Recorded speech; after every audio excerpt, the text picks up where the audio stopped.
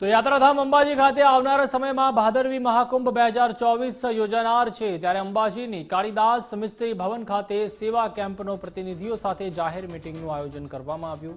અંબાજી મંદિરના ચેરમેન કમ બનાસકાંઠા કલેક્ટર વરુણ બરનવાલ, જિલ્લા વિકાસ અધિકારી એમ.જે. દવે, બનાસકાંઠા જિલ્લા પોલીસ વડા અક્ષય રાજ મકવાણા, દાતા મામલતદાર, અંબાજી મંદિરના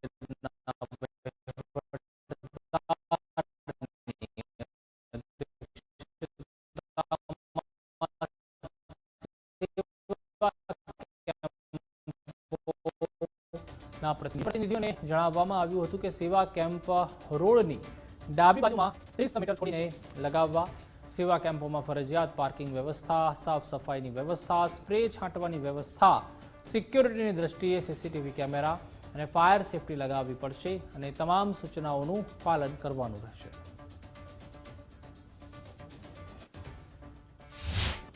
આજે આ વખતે પણ બનાવેલી છે। દાખલા તરીકે રોડથી ખાલી ડાબી બાજુ સેવા કેમ્પો કરી શકાશે। રોડથી એક અંતર મિનિમમ 30 મીટરનું રાખવો પડશે। પાર્કિંગની વ્યવસ્થા, સાફ સફાઈની વ્યવસ્થા, સિક્યુરિટીની દૃષ્ટિએ સીસીટીવીની વ્યવસ્થા, આ તમામ પ્રકારની સૂચનાઓ જે છે સેવા કેમ્પો માટે તૈયાર કરવામાં આવેલ છે, જેના માટે આજે બધાને માહિતગાર કરવામાં આવ્યું છે। આગામી 5મી તારીખથી સેવા કેમ્પોનું ઓનલાઈન રજિસ્ટ્રેશનની વ્યવસ્થા પણ અમારા અંબાજી ટેમ્પલના વેબસાઇટ ઉપર શરૂ કરવામાં આવશે।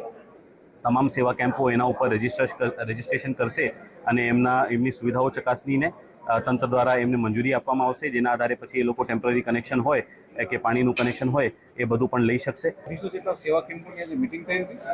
દરેક સેવા કેમ્પ જે છે એ સેવા માટે અહીંયા સ્થાયી થતા હોય છે, પરંતુ સેવાની સાથે સાથે યાત્રિકોને વધારે સુખાકારીમાં વધારો થાય તે માટે પોલીસ તંત્ર દ્વારા પણ તેમને કેટલીક વસ્તુ કહેવામાં આવી છે।